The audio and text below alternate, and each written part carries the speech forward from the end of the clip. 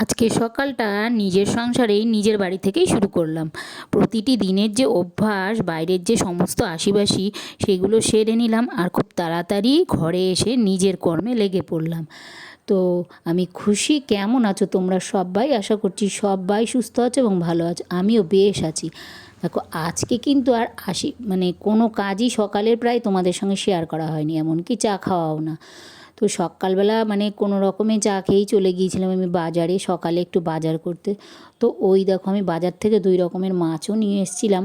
তো একটা মাছ তো দুটো মাছই ধুয়ে ঠুয়ে নিয়ে এসে তারপরে দেখো, একটা তো আমি ফ্রিজে ঢুকিয়ে রেখেছি, আর একটা মাছ আমি রান্না করব বলে মাছটা ভেজে আগে তুলে রেখেছি। ইলিশ মাছ করব রান্না আর কি। তো দেখো, ওই মাছটা ভেজে আমি তুলে রেখেছি। আর এইদিকে ওই মাছের ঝোলটার আর কি আলু বেগুন দিয়ে করব বলে সেই সবজিটা কেটে নিয়ে আগে বসিয়ে দিচ্ছি, কারণ ছেলের বাবা যদি তাড়াতাড়ি খেতে আসে তো একটা তরকারি হয়ে গেলে খেতে পারবে। তো যাই হোক, ইলিশে গুড়ি বৃষ্টি প্রকৃতির সৃষ্টি, বৃষ্টি মানেই তো হলো ইলিশ উৎসব, আর তার জন্য যেতে হবে বাজারে। তো ওই জন্যই সকাল সকাল চলে গিয়েছিলাম বাজারে। তো বাজার থেকে ওই যে মাছ সবজি সব কিছুই নিয়ে এসেছি। আর এই দিকে তো বসিয়ে দিয়েছি ভাতটা বেশ অনেকক্ষণই ধরে ফুটছিল। আর এই ইন্ডাকশানে বসিয়েছি ভাত। আর এই পাত্রটা ছাড়া হয়ই তো না, তোমরা জানো এই পাত্রটা, আর একটা আমার কড়া আছে, ওই দুটোই হয়। তো ভাতটা যদি আমি কড়াতে বসাই তাহলে অনেকটা অল্প হয়ে যায়, তো ওই জন্য আর কি ওই কড়াটায় বসালাম না। আর এইদিকে এই পাত্রটার লিডটা যদি এর মধ্যে দেওয়া হয় ওপরে দিয়ে, ফ্যান ঝরানো যায় না, ফ্যান পড়েই না ওইটার ভিতর থেকে ওর লিডটা দিলে। তো ওই জন্য হাঁড়ির ঢাকনা কোনো রকমের দিয়ে তারপরে আর কি গুজে দিতে হয়, দুপাশ দিয়ে ন্যাকড়া ট্যাকড়া দিয়ে তারপরে আর কি ফ্যানটা ঝরানো হয়। আর এই দিকে দেখো, ওই যে বললাম মাছটা রান্না করব, ওই মাছের সবজিটা আগে আলুটা ভেজে নিয়েছি, তারপরে বেগুনটাও কিছুক্ষণ ভাজা হলো, তারপরে ওই একটু লঙ্কা গুঁড়ো। আজকে আর বাটাবাটি কিচ্ছু করিনি, যে সময়ে অনেকটা চলে গেছে, সকালবেলা বাজারে গিয়েছি, সেখানে অনেকটা দেরি হয়ে গেছে না। তো ওই জন্য তাড়াহুড়ো রয়েছে, রান্না করব, আবার আমাদের করব মাছ, ছেলের করব পনির, এগুলো করতেও তো সময় লাগে। তো ওই জন্য দেখো আর বেশি করলাম না, বাটাবাটির দিকে গেলাম না। তো ওই লঙ্কা গুঁড়ো একটু আর একটু জিরে গুঁড়ো দিয়ে নিলাম, দিয়ে অল্প আঁচে আগে কষিয়ে নিলাম, তারপরে ওর মধ্যে ঝোল দিয়ে দিয়েছিলাম। তবে আর কি মাছটা অনেকটা শেষে দিয়েছি, তবে ঝোলটা দিয়ে ঢেকে দিয়েছিলাম।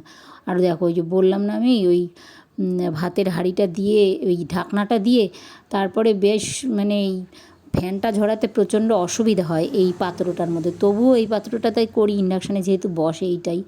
আর ওই যে গুজে টুজে দিতে হয়, তাও এদিক থেকে ভাত পড়ে যায়, ওদিক থেকে ফ্যান পড়ে যায়, এইরকম।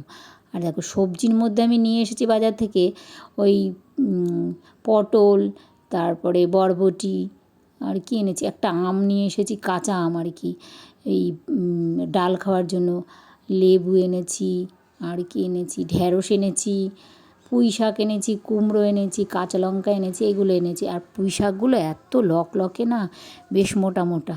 বেগুন এনেছি। তো যাই হোক, ওই ছেলে পুঁই শাক খাবে, ওই জন্য ওই দেখো, ও তো আবার পুঁই শাক খায় এমনি না, সবজি দিয়ে খায়, পাঁচমিশালি রান্নার মতো আর কি। তো যাই হোক, আর এইদিকে ওই যে সকালবেলা বাসনগুলো এইখানে বাইরে উপুর করে রেখে চলে গেছিলাম, বাইরে তো রোদ ছিল, এই ঝুড়িটার মধ্যে করে বাইরে দিলাম, ওই যে শুকিয়ে গেছে, আর এখন আমি নিয়েও এলাম।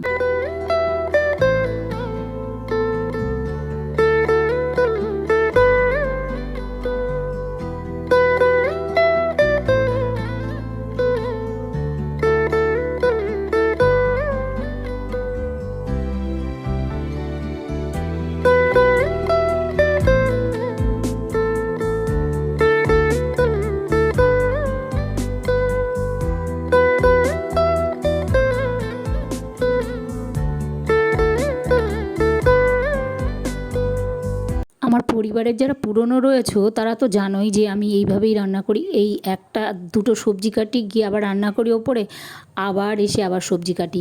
তো এইভাবেই রান্না করি, কারণ একা হাতে আমাকে করতে হয় সবটাই।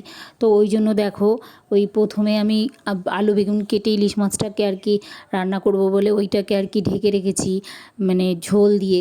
আর এইদিকে তারপরে আবার পুঁই শাক কাটতে বসে গেছি। বললাম না, পুঁই শাকগুলো এত লকলকে আগা আগা মতো, ওইগুলো দেখে নিয়ে এসছি আর কি। তো ওই যার জন্য আর কি পুঁই শাক কেটে নিয়েছি। এবার শুধু পুঁই শাকটা কাটলেও তো হবে না, এর সঙ্গে সবজিও কাটতে হবে।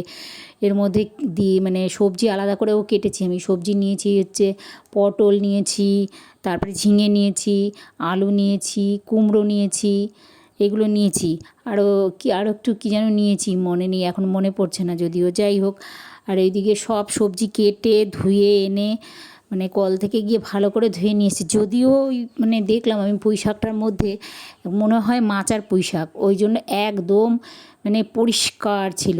তবুও তো সবজি তো ধুতেই হয়, তো ওই জন্য আমি বাইরে গিয়ে মানে বালতিতে করে জল নিয়ে ভালো করে ধুয়ে নিয়ে এসেছি কয়েকবার করে। তো ধুয়ে নিয়ে এসে তারপর ওই যে এক জায়গায় রেখে দিয়েছি জল, মানে একটু জলটা ঝরে যাবে বলে। তো তারপরে তা না হলে তো সারা ঘরে এবার জল পড়বে।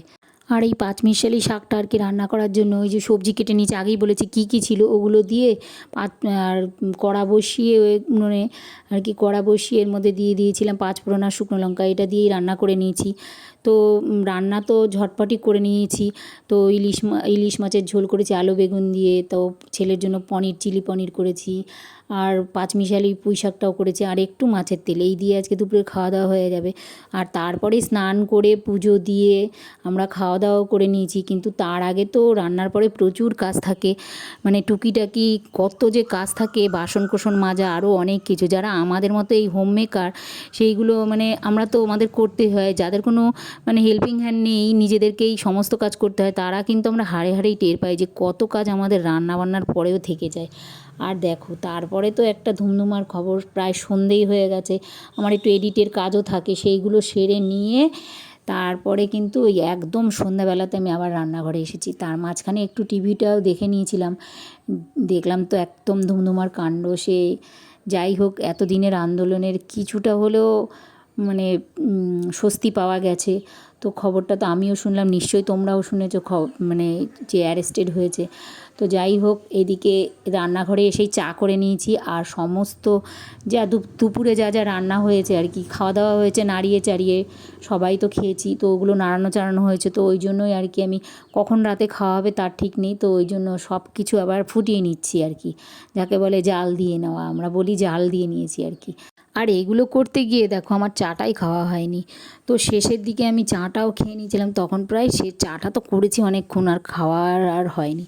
এই করে করেই সময় যায়। দুপুরবেলাতেও কত কাজ থাকে, শুধু কি বাসন মাজা, এই তোমার ঘর বাড়ি পরিষ্কার করা, ঘরে রান্নাঘর কদিন পর পরে তেল চিটচিট করে ওইগুলোকে পরিষ্কার করা, তো যাবতীয় সমস্ত কিছুই তো সারতে হয়। আবার এদিকে ঘর টর পরিষ্কার করা শুধু না, মোছা, তো সব কিছু মানে রোদে দেওয়া, কাপড় জামা কাচা, এগুলো করে আবার ওপরে বারবার করে এই বর্ষা দিনে তো বারবার করে উলটপালট করে দিতে হয়, তা নাহলে তো হয় না। বেশ কয়েকটা দিন বেশ কড়া রোদ দিয়েছিল, আর তেমন গরমও পড়েছিল, আর আজও তেমন গরম। আমি সবজি কাটতে বসে কতবার যে ঘাড়ে একটা গামছা নিয়েছি আজকে, নাহলে পারছিলাম না আর কি। সব মানে দুপুরবেলার দিকে এত ঝরঝর করে আমার গা থেকে ঘাম পড়ছিল, আর বারবার ওই গামছাটা দিয়ে আমি মুখ মুছছিলাম আর সবজি কাটছিলাম। রান্নার সময় তো তাই আমার মানে পিঠ দিয়ে গা দিয়ে সব ভেতর দিয়ে জল পড়ে টপ টপ করে।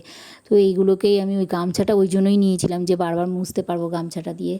আর দেখো ওই কাজ সেরে তারপরে আমি এই চাটা খেয়ে নিয়েছি। সারাটা দিন তো অনেকটাই পরিশ্রম করি, ওই জন্যই আর কি, মানে যা হোক সংসারের কাজই করতে হয়। দেখো ওইগুলো সেরে তারপরে দিয়েছিলাম এক ঘুম, দিয়ে নিয়ে উঠে আমরা কিন্তু খাওয়া দাওয়া করে নিয়েছি আমি আর ছেলে, আর ছেলের বাবা এখনও আসেনি। এখন কিন্তু রাত কিন্তু প্রায় 10টা বাজে। আর দেখো ওনার জন্য আমি ছোট্ট একটা, জানি কখন না কখন আসবো, অল্প ভাত রয়েছে, কিন্তু ভাত যদি নষ্ট হয়ে যায় সকালের ভাত, তো ওই জন্য ওনার জন্য আর কি আমি অল্প করে একবারে হাঁড়িতেই চাল নিয়ে নিয়েছিলাম 1 কৌটো।